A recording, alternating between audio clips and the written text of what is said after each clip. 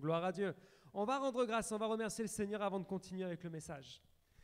Seigneur Père éternel, je veux te rendre grâce ce matin et te remercier déjà pour ta présence au milieu de nous. Je te prie, Seigneur, de prendre la place dans ce lieu, toute la place, Seigneur. Tu es notre invité d'honneur ce matin. Et nous te prions, Père, que ta parole soit prêchée dans ce lieu, qu'elle touche nos cœurs et qu'elle produise du fruit, Seigneur, au centuple dans notre vie. Merci, Seigneur, pour ce temps que nous passons avec toi aujourd'hui. Merci, Seigneur, parce que je sais que tu as décidé de nous parler ce matin, car il n'y a pas de hasard avec toi. Seigneur, je te rends grâce vraiment pour tout ce que tu vas faire. J'applique le sang précieux de Jésus sur nos vies ce matin. Et c'est en ton nom que j'ai prié, Jésus. Amen. Et amen. Est-ce que la semaine s'est bien passée? Gloire à Dieu. Bon, cette semaine, il n'a pas fait très froid, n'est-ce pas? Bon, à part aujourd'hui. Mais sinon, le reste de la semaine, je trouvais qu'il a fait plutôt une bonne température. Et réellement, c'était une semaine de grande bénédiction. Alléluia. Et le titre du message que je vais donner ce matin, c'est « La brebis ». La brebis. Et on va ouvrir la Bible dans Néhémie, chapitre 3, et au verset 1. Néhémie, chapitre 3, et au verset 1. Donc on poursuit avec les passages dans la parole au sujet de Néhémie, celui qui a entrepris la reconstruction de la muraille de Jérusalem. Et là, il est dit donc dans Néhémie 3, 1, « Le grand prêtre Eliashib s'est levé avec ses frères, les prêtres, et ils ont reconstruit la porte des brebis. Ils l'ont consacrée et ont posé les battants de la porte. Ils ont consacré la muraille jusqu'à la tour de Méa et jusqu'à celle de Hananel. » Amen. Alors, ce passage, peut-être on peut se demander qu'est-ce que ça signifie, pourquoi on parle avec autant de détails sur la reconstruction de la muraille de Jérusalem. Mais cet élément est en fait très intéressant parce que la première porte qui a été reconstruite au niveau de la muraille a été la porte des brebis. Et vous savez que la parole de Dieu nous compare très souvent à un troupeau, à des brebis, n'est-ce pas? Et c'est intéressant de voir que la première chose qui a été entreprise, qui a été reconstruite, c'était cette fameuse porte. La Bible nous dit qu'elle a été consacrée, qu'ils y ont construit les battants et qu'en plus, à partir de là, on commençait à reconstruire la muraille d'un côté comme de l'autre. Et on peut voir une chose, c'est qu'on doit apprendre à faire les choses dans l'ordre dans notre vie. Amen. Quand on fait les choses dans l'ordre, on ne peut que construire sur des fondations solides. Parfois, on fait des choses qui ne sont pas tout à fait dans l'ordre. Parfois, on voudrait que Dieu agisse de telle ou telle manière, mais notre cœur, nos pensées, notre caractère n'est même pas disposé à recevoir le meilleur de Dieu. Et ça, c'est intéressant parce que la Bible nous demande d'être des brebis qui suivent notre berger. Et être une brebis, ça a différentes caractéristiques. Être une brebis, ça veut dire aussi de se laisser guider, de se laisser enseigner, de se laisser façonner. Être une brebis, c'est tout un travail. Et je vois que la première porte qu'ils ont reconstruite à Jérusalem, c'était la porte des brebis. Alors je me dis une chose, si la première porte à Jérusalem a été la porte des brebis, c'est parce que le peuple de Dieu a oublié ce qu'était être une vraie brebis. Ils étaient tous dispersés, ils ne suivaient pas Dieu. Vous savez, parfois beaucoup de gens s'imaginent suivre Dieu, mais ils ne le suivent pas réellement. Ils se disent croire en Dieu, ils disent lire la Bible, mais ils ne l'appliquent pas au quotidien dans leur vie. Vous savez, être une brebis, ce ne peut pas être juste un jour, juste un instant, c'est constamment. C'est quelque chose qu'on doit apprendre à faire au quotidien. Vous savez, il y a des choses très intéressantes qu'on apprend au sujet des brebis. Et je regardais dans un petit peu la description d'une brebis, un peu ses caractéristiques physiques. Et vous savez qu'une brebis, elle a les yeux extrêmement écartés. Pour quelle raison? Parce qu'elle a un champ de vision qui va jusqu'à 320 degrés pratiquement. Je ne sais pas si vous imaginez, mais la brebis arrive presque à voir s'il y a quelqu'un sur son dos. Mais pourquoi ça? Quel intérêt il y a à avoir cette telle vision? C'est parce que la brebis, quand elle s'éloigne, elle ne peut pas quitter des yeux un seul instant le berger. Elle ne peut pas. Parce que si elle s'éloigne trop et qu'elle perd de vue le berger, trop souvent elle n'est pas assez intelligente pour revenir auprès du berger. Donc après, c'est le berger qui doit laisser le troupeau et aller chercher la brebis. Et dès que celle-ci a les yeux fixés sur le berger, elle peut retourner tranquillement rejoindre son troupeau. Alors c'est intéressant de voir, parce que Jérusalem était en ruine, le peuple d'Israël était complètement dispersé, une partie était emmenée captive, l'autre partie était restée sur place, mais tout était détruit. Alors c'est intéressant de voir comment Dieu a envie de bâtir quelque chose de nouveau en nous. Amen. Et ça c'est le premier point que je vais donner ce matin. Premier point, façonner pour toujours avancer. Façonner pour toujours avancer. Et ça, c'est quelque chose qu'on doit maîtriser. Se laisser enseigner, mais surtout dans quel but? Vous savez, parfois on aime écouter plein de choses, on aime écouter la parole de Dieu, mais on se pose rarement la question, dans quel but? Dans quel but j'écoute sa parole? Dans quel but je lis la Bible? Dans quel but je suis chrétien? Est-ce que tu t'es déjà posé la question, dans quel but je suis chrétien? Pourquoi je suis chrétien? Vous savez, parfois, si on se pose la question, on réfléchit vraiment. Pourquoi je veux suivre Christ? Alors, beaucoup vont me dire, parce que c'est simple, je veux être sauvé. Je veux la vie éternelle. Mais tu sais quoi? Dieu a même plus pour toi. Bien sûr, la vie éternelle, c'est le cadeau précieux, c'est le super trésor. Mais aujourd'hui, de quoi as-tu besoin? Quel est ton besoin? Qu'est-ce que tu désires voir arriver dans ta vie? Parfois, on peut se dire, mais Seigneur, je prie depuis très longtemps. Je te supplie, Seigneur, depuis tellement longtemps et je ne vois pas. Peut-être qu'il faut demander que le Seigneur répare cette vision et que tu retrouves la vision d'une vraie brebis. Pour regarder un petit peu où est le berger, où est-ce qu'il se situe. Est-ce que tous les enseignements que tu suis en venant à l'église te rapprochent de Dieu ou simplement tu les écoutes et après tu mènes ta vie comme tu veux? Ça, c'est quand tu quittes les yeux de ton berger. Tout le reste de la semaine et le berger revient le samedi pour te ramener le dimanche. Non, c'est quelque chose qu'on doit vivre au quotidien. Être façonné pour toujours avancer. Et je vais lire quelques versets dans Jérémie, chapitre 18, du verset 1 au verset 6. Jérémie, chapitre 18, du verset 1 au verset 6, où il est dit: Voici la parole adressée à Jérémie par l'Éternel. Lève-toi et descends à la maison du potier. Là, je te ferai entendre mes paroles. Je suis descendu à la maison du potier et j'ai vu qu'il façonnait un objet sur un tour. Mais le vase d'argile qu'il façonnait ne donnait rien dans sa main. Alors il a commencé un autre vase en le faisant comme il lui plaisait. Et voici la parole de l'Éternel qui m'a été adressée. Ne puis-je pas agir envers vous comme ce potier, communauté d'Israël? Déclare l'Éternel. Vous êtes dans ma main comme de l'argile, dans la main du potier, communauté d'Israël. Je ne sais pas si vous vous rendez compte de la puissance de ce verset.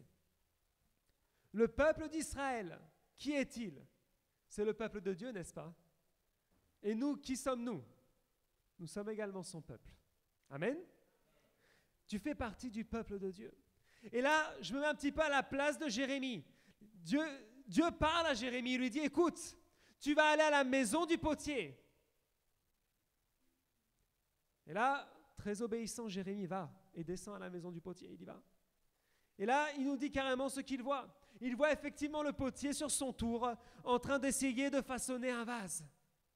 Mais je ne sais pas ce qu'il avait, ce vase, mais a priori, il ne se laissait pas façonner. Parce qu'il est clair qu'il est dit, ce vase-là qu'il essayait de façonner ne donnait rien dans sa main. Qui aime faire des travaux manuels ici? Alléluia, c'est bien. Il y a des personnes qui aiment beaucoup faire des travaux manuels. Qui n'aime pas du tout ça, qui déteste ça de tout son cœur? Ah, il y en a quelques-uns. Je ne sais pas si ça vous est déjà arrivé. Presque tout le monde ici a déjà essayé de visser, de dévisser, n'est-ce pas, quelque chose, non? Tout le monde. Vous savez, parfois, lorsqu'on doit visser quelque chose, on doit se mettre dans certaines positions parce que c'est un peu compliqué, n'est-ce pas? Et quand tu n'as pas les outils adéquats, c'est encore plus compliqué. Parce que la petite vis qui retient tout le truc, quand tu essayes de la mettre et que tu n'as pas trop de technique et qu'elle tombe une fois, tu la ramasses, tu essayes, déjà tu ne sais pas dans quel sens il faut visser, alors tu essayes un coup sur deux. Là, tu sais que tu dévisses, tu essaies de revisser et elle retombe une fois, deux fois, trois fois. Et là, tu commences à sentir une sensation de colère, n'est-ce pas? Tu commences même à parler à la vis en disant, toi petite là, tu as intérêt de t'y mettre, ok? et tu essayes, et tu commences même à transpirer peut-être. Et tu te dis là, elle a intérêt de s'y mettre. Et bien sûr, quand tu mets ton tournevis, tu te rends compte qu'il est trop grand pour passer dessous. Et là, ça commence à t'énerver, tu t'excites sur cette vis jusqu'au bout d'un moment. Soit tu y arrives pas. Et soit tu te dis, bon, je vais récupérer la vis, je vais le mettre dans le petit pot des vis et on s'en fiche. Mais c'est énervant, n'est-ce pas? Alors imaginez ce potier qui commençait à façonner le vase, qui commençait à le travailler, mais ça ne donnait rien. Et là, je me dis une chose. Est-ce que nos cœurs sont dans le même état? Lorsque Dieu essaie de travailler avec nous, de faire, c'est la petite vis qui tombe, paf. Bon, c'est pas grave, allez, on recommence. Et là, on recommence. Et Dieu essaye de mettre la chose en place, mais on ne se laisse pas faire. Tac, ça tombe une deuxième fois, puis une troisième, puis une quatrième. Et là, le Seigneur se dit, ok, tu n'as pas compris la manière douce, alors tu vas devoir comprendre la manière forte. Et là arrive le temps de l'épreuve et on se dit, mais Seigneur, pourquoi? Parce que tu as une vis un petit peu rebelle. Donc je vais t'aider à te mettre comme il faut. Et là je vais commencer à devoir serrer bien comme il faut. Et là peut-être on se demande, mais qu'est-ce qui se passe? Mais tu sais quoi? Dieu a besoin qu'on ait un cœur qui soit façonnable entre ses mains, qui puisse travailler. Le potier, qu'est-ce qu'il a fait? Quand il a vu que le vase ne donnait rien, il en a recommencé un autre. Au bout d'un moment, on se fait disqualifier et on est remplacé par quelqu'un d'autre. C'est triste. Je pense qu'ici, personne ne peut être disqualifié, n'est-ce pas? Vous savez, quand je regarde des fois les Jeux Olympiques, donc c'est une fois tous les 4 ans. Et vous savez, il y a les fameux coureurs de 100 mètres, de 200 mètres, de 400, de 800. Et ils s'entraînent pendant 4 ans, à fond. Ils n'ont presque pas de vie pendant ce temps-là. Puis les gars, ils sont sur la ligne de départ. Et puis il y en a quelques-uns parfois qui sont un petit peu trop nerveux et qui font ce qu'on appelle des faux départs. Ils partent avant le coup de feu. Et je me dis, combien de fois j'ai pas vu des personnes comme ça se faire disqualifier alors qu'ils n'ont même pas pu courir la course, même pas pu se dire j'ai essayé. Pourquoi? Parce que dès le départ, ils ne sont pas laissés façonner par le coup de feu. Ils étaient là, trop nerveux, ils sont partis une fois, 2 fois, ciao, c'est fini. Et vraiment, je pense que ce que Dieu a montré à Jérémie, c'était incroyable. Une simple image d'un potier en train de façonner un vase. Et là, c'est Dieu qui le dit clairement. Vous êtes comme de l'argile entre mes mains. Vous êtes comme de l'argile entre mes mains. Communauté d'Israël, autrement dit, vous êtes comme de l'argile entre mes mains, peuple de Dieu.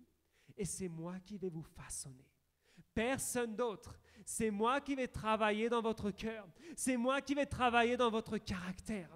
C'est moi qui vais faire que ta vie soit complètement transformée, que tu deviennes une bonne brebis. Alléluia. Vous savez, un berger, il emmène toujours ses brebis au meilleur endroit. Il n'a pas de les laisser manger des trucs qui sont pourris. Parce que le berger vit de ses brebis. Et il a besoin que les brebis soient en bonne santé. Dieu veut nous mener au meilleur endroit. Mais si on est têtu, on va finir sur un bon michoui.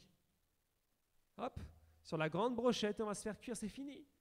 Si on est trop têtu, on ne sera pas dans le troupeau. Et donc on sera retiré du troupeau, sûrement pour être vendu et puis mangé. Au moins basta. Une brebis têtue, ce n'est pas bon. Être tenace, c'est bon, mais être têtu, ça ne l'est pas. Parce qu'être têtu, c'est quelque chose de négatif. Et vraiment, je sais que Dieu veut travailler dans notre vie. Dieu a envie de changer plein de choses. Tu sais, peut-être tu te dis, mais aujourd'hui, est-ce que vraiment je suis disciple de Jésus? Est-ce que tu t'es déjà posé la question, est-ce que je suis disciple de Jésus? Parce que moi, je me suis déjà posé la question, est-ce que je suis un vrai disciple ou est-ce que c'est comme ci, comme ça? Est-ce que je suis quand ça me plaît ou est-ce que je suis constamment même si ça ne me plaît pas? Vous savez, c'est intéressant de voir ça parce que réellement, Dieu veut que son peuple rebâtisse la muraille des brebis. Amen. Cette porte-là, vous savez, c'est la base de tout. Si tu apprends à être brebis, le reste dans ta vie va commencer à se construire. Les meilleures murailles vont commencer à se construire. Les meilleures portes vont commencer à s'ouvrir. Et tu sais vraiment, si tu veux profiter pleinement de la bénédiction de Dieu, ne regarde pas comme les êtres humains peuvent regarder. C'est-à-dire logiquement. Ceux qui regardent la circonstance, ceux qui regardent juste devant eux. Vous savez, lorsque Néhémie est arrivé là-bas et qu'il a commencé à mettre le travail en ordre, à organiser tous ces trucs, moi je me mets à l'instant à la place de ces gens. La ville était en ruine, je pense qu'ils ne roulaient pas sur l'or. L'argent n'était pas là. L'argent n'était pas là. Et qu'est-ce qu'il faut pour construire? Il faut de l'argent, il faut des matières premières, il faut des choses. Parce que sans argent, sans matières premières, tu vas bâtir quel mur? Rien du tout. Et vous savez quoi? Même comme ça, ils se sont dit, on le fait. On le fait. On va croire que Dieu va pourvoir et on va se lancer à la reconstruction de cette merveilleuse porte. Et c'est bien parce que regardez, c'est un prêtre en plus qui s'est levé. Un prêtre et tous ses frères se sont levés pour reconstruire cette porte. Pourquoi? Parce qu'ils savaient que cette base devait être remise dans le cœur du peuple de Dieu. Savoir suivre Jésus, savoir écouter Jésus, savoir garder nos yeux fixés sur Jésus. C'est quelque chose qu'on doit apprendre à faire au quotidien parce que l'ennemi, il n'attend qu'une chose, c'est d'attaquer. L'ennemi, il attend que tu fixes tes yeux à un autre endroit en te présentant un tas de trésors. Vous savez, c'est un petit peu comme l'écureuil dans l'âge de glace. Le petit Scratch. Quand il voit un gland, tout le reste n'existe plus. Ni le danger, ni les rats de marée, ni les dinosaures. Quand on regarde ce truc, on se dit, mais il est rigolo effectivement parce qu'il fonce droit devant. Parce que dès qu'il voit ça, waouh, c'est son trésor. Et l'ennemi essaie de faire la même chose avec nos vies. Il essaie de te dire, c'est là-bas ton trésor. Il faut que tu partes là-bas. Il faut que tu fasses tel ou tel sacrifice. Il faut que tu t'éloignes de tel ou tel endroit pour obtenir le meilleur. Pur mensonge. Pur mensonge. Vous savez combien de fois on se dit, aïe, qui rêve d'avoir sa maison ici? Il y en a qui ont déjà leur maison. C'est vrai, il en veut une deuxième. Mais on rêve tous d'avoir notre propre maison, n'est-ce pas? Et on sait tous une chose. Si tu veux habiter dans un coin paumé de ce monde, au fin fond de la France, dans la campagne, tu vas trouver une maison pas chère, effectivement. Mais là aussi, il n'y aura peut-être pas d'église, il n'y aura plus ton église, il n'y aura plus personne pour te suivre. Ah oui, tu auras ta maison, mais tu n'auras plus rien d'autre. Tu auras tout perdu finalement. Mais l'ennemi te dit quoi? Là-bas, c'est moins cher. Tu as un petit salaire. Regarde, là-bas, tu peux avoir, près de la ville, tu vas payer voire le double ou le triple. Alors que là-bas, et puis tu auras le calme et la paix. Ça, c'est ce que l'ennemi essaie de te vendre, son projet immobilier. Mais réellement, est-ce que ça, c'est pas dire au Seigneur, Seigneur, comme tu n'es pas très puissant, tu n'es pas très capable de me bénir avec un truc que je veux bien comme il faut, je préfère choisir un peu loin. Parce qu'au moins, je suis sûr de l'avoir dans mes propres forces. Si tu veux le meilleur de Dieu, tu dois t'accrocher. N'accepte pas le mensonge de l'ennemi. Si tu veux que Dieu te donne ta maison, il va te la donner. Amen. Est-ce que tu as déjà tracé les plans de ta maison? Qui a déjà fait ça? Qui a déjà rêvé de sa maison? Alléluia. Ah, il y en a peut-être qui ont rêvé. Qui veut un grand salon? Alléluia. Parce qu'un grand salon, c'est super, n'est-ce pas? Pour recevoir les invités, pour recevoir les amis. Parce que tu sais, c'est embêtant quand tu as le fauteuil, et là, tu t'assois ici, tu es à la table à manger, et puis là, tu as la télé juste en face, tu es tout collé. Non, on aime bien avoir de l'espace, n'est-ce pas? Un grand salon. Qui veut une suite parentale magnifique avec salle de bain et tout, hein? Ah, alléluia. Qui veut sa piscine couverte et chauffée? Alléluia. Je ne sais pas si tu connais le prix d'une piscine, mais c'est très cher, n'est-ce pas? Que ça soit de toute façon au fin fond de la Cambrousse ou que ça soit proche de la ville, c'est très cher. Mais est-ce que tu crois que Dieu peut te donner cette piscine? Ne regarde pas le prix. Ne regarde pas tout de suite, aïe. Des fois, on aime bien regarder les prix juste pour se martyriser, n'est-ce pas? Ouf, ça c'est cher. Mais si Dieu te dit oui, qui va te dire non? Soyons honnêtes. Ah, l'ennemi cherche à te vendre autre chose. Mais non, souviens-toi de la petite maison en pierre, là, avec les poutres cassées, là-bas. Ah, là-bas, tu auras un grand jardin, tu auras plein de trucs. Qui après, quand on achète un grand jardin, se rend compte du travail qu'il y a à faire aussi. Parce qu'il faut aller tondre la pelouse tout le temps, il faut être là constamment. Non, c'est du travail. Mais tu sais quoi, si tu rêves de quelque chose, présente-le devant le Seigneur. Parce que Dieu donne le meilleur pour ses brebis. Amen. Vous savez, avant de reconstruire toute cette muraille, il faut savoir une chose, c'est que le caractère du peuple de Dieu devait être travaillé. Ils avaient besoin de recommencer à rêver. Ils avaient besoin de recommencer à visualiser. Ils avaient besoin de recommencer à décréter la bénédiction. Ça fait combien de temps que tu n'as pas décrété ta bénédiction? Ça fait combien de temps que lorsque tu arrives peut-être pour faire ta cellule, j'ai toujours les mêmes 3 chats dans ma cellule. Je prêche toujours à des chaises vides. Je prêche toujours à mes peluches. Et Seigneur, pourquoi je n'ai pas ci, pourquoi je n'ai pas ça. Commence à décréter. Si notre Dieu est le maître de l'or et de l'argent, si Dieu a créé ce monde et tout ce qui s'y trouve et que nous sommes les co-héritiers, qu'est-ce qui ne nous appartient pas? Qu'est-ce qui n'est pas à nous aujourd'hui? Peut-être, effectivement, tu as essayé, il y a eu un échec. Tu as encore essayé, il y en a eu un autre. Mais tu sais quoi? Ça, c'est pas grave. Dieu t'enseigne à travers de l'échec. Mais si tu persévères, tu vas finir par percer. Alléluia. Une brebis persévère toujours. Deuxième point que je vais donner. Il nous restaure. Dis à ton voisin, il nous restaure. Alléluia. Il nous restaure.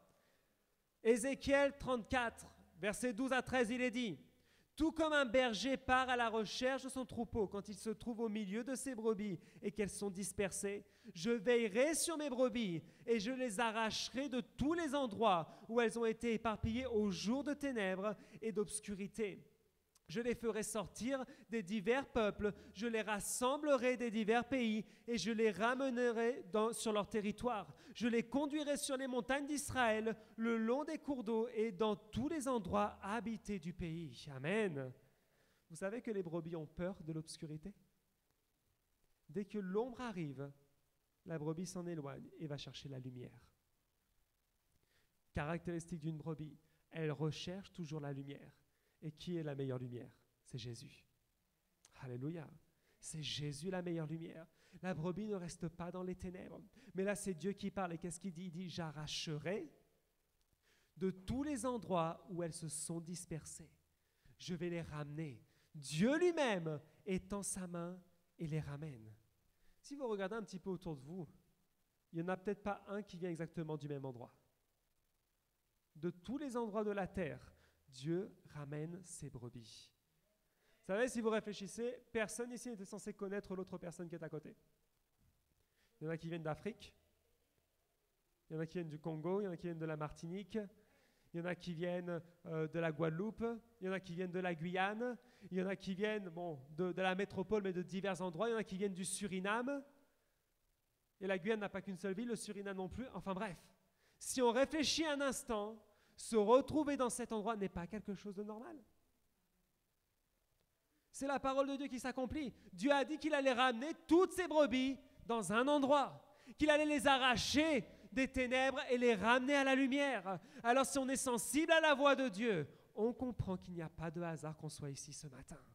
Alléluia.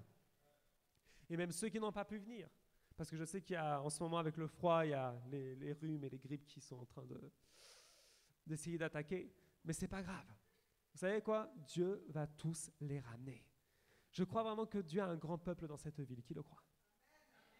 Et tu sais quoi, cette ville, c'est pas juste Lyon, c'est tout ce qui l'entoure. Tous les alentours de cette ville, tous les alentours de cette ville. Dieu a une grande vision. Dieu a beaucoup de brebis et il est en train de les ramener. Alors c'est pour ça qu'on doit commencer à changer notre façon de voir les choses. Dieu restaure. Notre Dieu va restaurer notre vie. Dieu est en train de restaurer notre vie. Tu sais quoi? Si peut-être tu te voyais complètement détruit, si peut-être tu te voyais anéanti, Dieu va commencer à reconstruire la première porte ce matin, celle des brebis. Celle des brebis. Une fois que la porte des brebis sera construite, il ira bâtir d'autres portes qui permettront que la bénédiction entre dans ta vie. Mais aujourd'hui, qu'on puisse apprendre à être de vrais disciples, à marcher avec le Seigneur, à être là-dedans, à le garder dans notre champ de vision, à le garder proche de nous et surtout à savoir entendre sa voix. Vous savez, les brebis, ce ne sont pas des animaux, on va dire, forts physiquement, parce qu'ils ont beaucoup d'ennemis. Beaucoup d'ennemis. Ça peut être l'ours, comme ça peut être le loup, comme ça peut être plein d'animaux sauvages. Et la brebis, vous savez quoi? Elle sent le danger arriver. Et quand elle sent le danger arriver, waouh, là elle commence à paniquer. Là c'est le stress. C'est le stress. Et là le berger, hop, il faut qu'il vienne vite l'arracher des griffes de l'ennemi. Souvenez-vous du roi David. Avant d'être le roi David, il était quoi? Un berger. Et qu'est-ce qu'il faisait? Son job, c'était de surveiller qu'aucun animal sauvage attaque la brebis. Et pourtant, il disait quoi lui-même? Qu'il a dû aller arracher de la gueule du loup et du lion la brebis. n'est-ce pas? Il a dû se battre au corps à corps pour sauver ses brebis. Dieu fait la même chose avec nous. Si peut-être aujourd'hui tu te sens dans une situation difficile, si peut-être ce matin tu te sentais un peu comme dans la gueule de l'ours, en train de te faire dévorer tout doucement, ou peut-être rapidement, je ne sais pas. Mais dis-toi une chose, ce matin le Seigneur, il vient pour te sauver. C'est le meilleur, c'est le meilleur. David, il avait sa technique avec la fronde, il jetait ses cailloux là. Mais Dieu, lui, il y va avec tout. Avec l'armure, même s'il faut qu'il coupe l'ours en morceaux, c'est réglé. Il y a un ennemi, effectivement, que nous avons, c'est Satan. Et vous savez que le diable ne nous aime pas du tout. Il n'aime pas ce que nous sommes. Il n'aime pas ce que nous faisons. Il n'aime pas qu'on puisse marcher avec ce bon berger. Lui, ce qu'il veut, c'est attaquer et détruire. Attaquer et anéantir tout le plan que Dieu a pour notre vie. Tu sais vraiment, si tu veux que Dieu restaure entièrement ta vie, il faut aussi rentrer dans son plan. Comme je disais la semaine dernière, entrer dans le plan de Dieu. Entrer pleinement et y rester et y demeurer et porter du fruit. Tu sais quoi? Ce qui est génial avec le Seigneur, c'est que si tu mets ta foi en action, il s'occupe de tout le reste. Qui a déjà vu un miracle dans sa vie? Alléluia. Mais le miracle, il est venu comment? Parce que tu as mis ta foi en action. Lève-toi et commence à décréter par la foi tout ce que tu vas conquérir.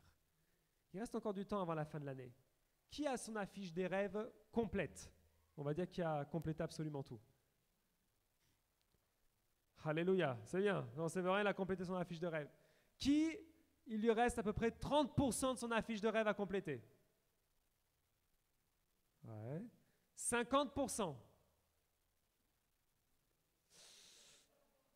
80%. Aïe, aïe, aïe. Qui a complété que 10%? Est-ce que tu te souviens des rêves que tu avais mis au mois de janvier au moins? Là, tu es en train de te dire, bah, je ne sais même plus, tiens. Ouais.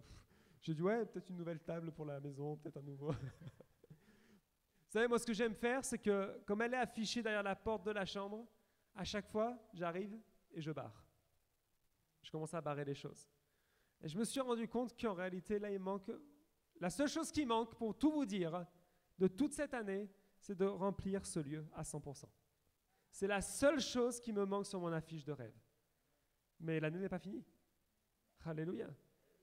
Donc ça veut dire que ça va être rempli. Avec cette nouvelle stratégie-là, on va se répartir comme ça va être beaucoup mieux, vous allez voir. Et ce lieu, c'est déjà réglé. Mais il faut le croire. Votre affiche de rêve, c'est important. Si vous l'avez un petit peu laissé remplie de poussière, on va la dépoussiérer. Peut-être qu'il y a certains rêves qui sont bien tombés à l'eau. Et tu te dis, non, mais alors ceux-là, c'est plus possible. Rien n'est impossible à Dieu. Rien n'est impossible. Tu sais quoi, vraiment, il faut vraiment commencer à déclarer les choses. Il faut rentrer dans la foi. Il ne faut plus rentrer dans le doute. Peut-être lorsque tu as voulu entreprendre ton rêve, on t'a rejeté. On t'a tout de suite barré la route. Mais si la porte des brebis est reconstruite et que la muraille commence à reprendre du volume, tu vas voir, les choses vont arriver plus rapidement que tu ne t'imagines. Alléluia. Est-ce que tu es prêt pour l'année prochaine? Est-ce que tu veux que l'année prochaine soit différente? Alléluia. Est-ce que tu veux voir vraiment ton ministère, ta famille, tes finances, ton caractère, tout changer? Alléluia. Donc il faut reconstruire la porte des brebis. Le dernier point que je vais donner, ton troupeau. Alléluia. Ton troupeau. Exode chapitre 12, verset 13 nous dit: pour vous, en revanche, le sang servira de signe sur les maisons où vous vous trouverez. Je verrai le sang et je passerai par-dessus vous. Il n'y aura pas de fléau qui vous détruise quand je frapperai l'Égypte. Amen. Ça, c'est intéressant. Vous savez, lorsqu'il y a eu les fléaux d'Égypte pour libérer le peuple d'Israël, l'un des fléaux les plus terribles, je pense, c'est lorsque tous les nouveau-nés, les premiers-nés, du pays d'Égypte ont été ramenés dans la présence du Seigneur. Enfin, en tout cas, leurs vies ont été rappelées. Mais qu'est-ce qui s'est passé? Il y a eu une marque spéciale, le sang. Chaque famille devait faire quelque chose. Chaque famille devait prendre le sang d'un agneau, le vider, et avec une tige, commencer à peindre, on va dire, les linteaux de la porte. Et c'était une marque qui décrétait que sur cette maison, il y a quelque chose de différent. Et tu sais quoi? Toi, tu as un troupeau aussi. Et ton troupeau s'appelle ta famille. Alléluia. Qui aime sa famille? Merci Seigneur. Je pense que tout le monde aime sa famille, n'est-ce pas? Bon, parfois, il y a certaines personnes dans la famille qu'on aimerait un peu, peut-être, je sais pas, voilà, quoi. Le petit bâton pour appliquer le sang, on aimerait qu'on leur applique un peu sur la tête, pour être sûr qu'ils comprennent que les choses rentrent bien là. Parfois, on aimerait bien faire ça. Mais ton troupeau, c'est ta famille. Et tu sais, pour beaucoup d'entre nous, on est peut-être le berger de notre famille. Mais tu sais quoi? Au travers de ta vie, le Seigneur va restaurer ta famille. Qui aimerait voir un changement familial pour la fin de l'année? Alléluia. Là, on va réclamer le changement familial. On va réclamer. Parce que si la porte des brebis est restaurée dans notre vie, tout le reste sera beaucoup plus facile. Parce que le Seigneur change notre caractère. Il va nous rendre patients avec ceux avec qui on a envie de frapper un peu sur leur tête. Il va nous donner les mots aussi corrects. Des mots remplis de sagesse. Vous savez, c'est important parce qu'on n'a pas tous les mêmes caractères. Il y a des gens qui aiment bien quand on leur parle franchement, n'est-ce pas? On leur dit non, c'est comme ça et comme ça. Il y en a d'autres que si tu leur dis ça, ils tombent dans les pommes là. Non, pourquoi tu me parles si méchamment? Pourquoi tu me fais ça? Il y en a d'autres qui aiment bien la douceur, qui aiment bien qu'on arrondisse les angles. Chacun a son caractère, n'est-ce pas? D'où l'importance d'avoir toujours des paroles de sagesse. D'où l'importance de savoir s'adresser, sans agresser les gens, mais savoir s'adresser, savoir parler, savoir motiver, savoir vraiment faire que sa famille puisse, au travers de notre vie, connaître Jésus-Christ. Amen. Notre troupeau va être restauré. Et ce matin, je sais qu'on va prier spécifiquement pour ça. Vous savez, là s'approche le week-end rencontre. Amen. Et avoir une rencontre avec Jésus, c'est la chose la plus extraordinaire. Un week-end rencontre, ce n'est pas une activité en plus. C'est quelque chose qui est vraiment nécessaire. C'est quelque chose qui nous permet d'entrer vraiment dans la pleine bénédiction du Seigneur. Le fait de participer à l'université de la vie, le fait d'entrer dans ce week-end rencontre, c'est une bénédiction surnaturelle. Véritablement, parfois on ne se doute pas de ce qu'on peut avoir en face. Parfois peut-être on se dit, aïe, non mais c'est juste comme ça, c'est pour passer le temps. Non, pas du tout. C'est important de prendre tout ça très au sérieux. Parce que si tu veux que Dieu restaure ta vie, si tu veux aller plus loin avec le Seigneur, ce week-end rencontre, c'est l'une des portes qu'il va utiliser pour remplir ta vie de bonnes choses. C'est quelque chose de surnaturel. Peut-être tu te dis aujourd'hui, mais je ne pensais pas que c'était ça. Je pensais que c'était juste, voilà, des prédications, des trucs sympas. Mais c'est bien plus que ça. Lorsqu'on fait un week-end rencontre, Dieu lui-même a posé ce rendez-vous. Tu sais, le Seigneur nous donne des rendez-vous comme ça dans la vie. Et les rendez-vous avec le Seigneur, on ne peut surtout pas les rater. Les rendez-vous avec le Seigneur, c'est les meilleurs. Tu sais, c'est comme quand tu cherches un emploi, lorsque l'employeur te donne rendez-vous, coûte que coûte, tu y arrives. Peu importe. Parce que tu te dis, si je veux cet emploi, il faut absolument que je sois là. Il faut absolument que je sois présent. Il faut absolument que je puisse présenter l'entretien. Mais là, le Seigneur, il te pose un rendez-vous, ça s'appelle week-end rencontre. Et ce week-end rencontre qui aura lieu le 1er et 2 décembre va être une bénédiction surnaturelle. Parce que quand Jésus entre dans une vie, il change absolument tout. La lumière commence à briller, les murailles sont reconstruites, notre vie est rétablie et notre famille est transformée. Alléluia. Souvenez-vous de ce que disait Josué. Moi et ma maison, nous servirons l'Éternel. Il n'a pas juste dit moi. Non, moi c'est bon, je sers. Alléluia, je suis sauvé, tant pis pour les autres. Non. Moi et ma maison. Et ça, il l'a décrété. Il l'a déclaré avec autorité. Et puis, il a montré l'exemple. Josué, lorsque Moïse était encore là, Josué, c'était l'un des premiers qui était à côté de Moïse. Pourtant, il avait sa famille. Il avait ses enfants à s'occuper. Mais il était le premier à être à côté de Moïse pour faire le travail. Et c'est pour ça qu'après, c'est lui qui a pris le flambeau et qui a dit clairement au peuple, vous faites ce que vous voulez. Mais moi et ma maison, nous servirons l'Éternel. Et c'est pour ça que lui et sa famille ont une marque très spéciale. C'est pour ça que son histoire a traversé les millénaires. Et c'est pour ça qu'aujourd'hui, Josué est encore un exemple pour notre vie. Est-ce que tu vas être un exemple pour les générations suivantes? Ça va être depuis que Isabella, donc notre fille avec Carolina est née, il y a son grand-père de 94 ans, bientôt 95 ans, qui est maintenant arrière-grand-père. Mais qu'est-ce que c'est beau de profiter des générations qui arrivent et de voir que sa famille grandit, de voir que sa famille évolue, que sa famille avance. Quelle grande bénédiction de voir ces générations. Est-ce que tu veux voir ça toi aussi dans ta vie? Parce que moi, c'est quelque chose que je veux voir. Et notre Dieu est un Dieu de plusieurs générations, parce qu'il est le Dieu d'Abraham, d'Isaac et de Jacob. Alléluia. On va se lever ce matin, on va prier.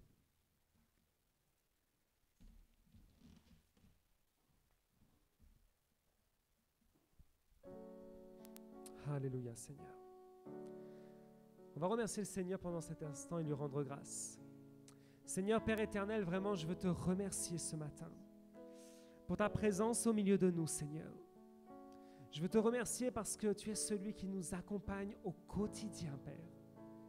Et aujourd'hui, Seigneur, on se rend compte d'une chose, c'est que tu dois rebâtir en nous la porte des brebis.